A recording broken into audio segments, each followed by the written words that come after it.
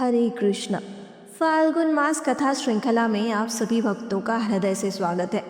इस समय हम भगवान शिव से संबंधित दिव्य और अद्भुत पौराणिक प्रसंगों का श्रवण कर रहे हैं। पिछली कथा में हमने जाना कि किस प्रकार ऋषि दधीचि की अस्थियों से बने दिव्य अस्त्रों के सहारे देवताओं ने युद्ध किया, नमूची दैत्य का वध हुआ और फिर प्रकट हुआ महाबली वृत्तासुर, जिसके विभीषिका देखकर देवगण भी विचलित हो उठे। तभी देवगुरु बृहस्पति ने देवराज इंद्र सहित सभी देवताओं को एक उपाय बताया, भगवान शिव को प्रसन्न करने वाला प्रदोष व्रत। उन्होंने कहा कि यदि विधिपूर्वक इस व्रत का पालन किया जाए तो असंभव भी संभव हो सकता है। देवगुरु बृहस्पति ने एक प्राचीन प्रसंग सुनाया। एक समय राजा चित्ररथ दिव्य विमान पर आरूढ़ होकर विभिन्न द्वीपों का भ्रमण करते हुए कैलाश पर्वत पहुंचे। वहां उन्होंने भगवान शिव के दिव्य स्वरूप के दर्शन किए। अर्धनारीश्वर रूप में जहां उनके आधे अंग में माता पार्वती विराजमान थी, वह अलौकिक छवि अद्भुत और अनुपम थी। किंतु राजा चित्ररथ उस दिव्य रहस्य को समझ न सके। अज्ञानवश उन्होंने उपहास कर दिया। यह सुनकर माता पार्वती ने क्रोधित होकर उन्हें श्राप दे दिया, तू दैत्य योनि में जन्म लेगा। क्षण भर में चित्ररथ स्वर्ग से पतित होकर दैत्य रूप में उत्पन्न हुए। वही आगे चलकर वृत्तासुर कहलाए। देवगुरु ने बताया कि यही वृत्रासुर महान तप के प्रभाव से अजेय बन चुका है, अतः इससे परास्त करने के लिए शिव आराधना ही एकमात्र मार्ग है। देवराज इंद्र ने विनम्र होकर व्रत की संपूर्ण विधि पूछी।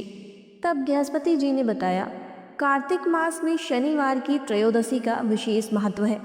चांदी का वृषभ बनाकर उसकी पीठ पर सिंहासन स्थापित करें, उस पर भगवान शिव और माता पार्वती की सुवर्ण प्रतिमा विराजित करें, पंचामृत स्नान, दुग्धाभिषेक, मंत्रोच्चारण करें, दीप, नैवेद्य, फल, तांबूल अर्पित करें।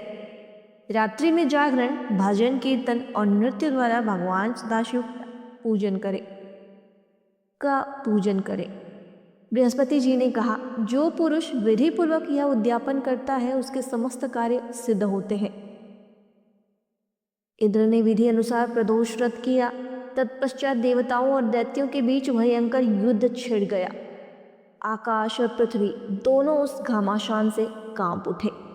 दैत्यों ने गदा, शक्ति, तलवार और अनेक अस्त्रों से प्रहार किए। देवताओं ने भी दधीचि की अस्थियों से बने दिव्य अस्त्रों से उनका सामना किया। जब दैत्य भयभीत होने लगे तब वृत्रासुर ने उन्हें उत्साहित करते हुए कहा, युद्ध से पीछे हटना वीरों का धर्म नहीं। रणभूमि में मृत्यु भी परम पद का द्वार है। जो अपने स्वामी, गौ, ब्राह्मण और परिवार की रक्षा हेतु युद्ध करता है वह उत्तम लोक प्राप्त करता है। उसके वचनों से प्रेरित होकर दैत्य पुनः युद्ध में कूद पड़े। समस्त लोग उस संग्राम की गर्जना से कंपायमान हो उठे। अब आगे क्या हुआ? देवराज इंद्र और वृत्तासुर के बीच कैसी दिव्य वार्ता हुई और किस प्रकार निर्णायक युद्ध संपन्न हुआ, यह सब हम सुनेंगे फाल्गुन मास कथा श्रृंखला की अगली कड़ी में। आपके अपने आध्यात्मिक परिवार आस्था, श्रद्धा और भक्ति। हरे कृष्ण। हर हर महादेव।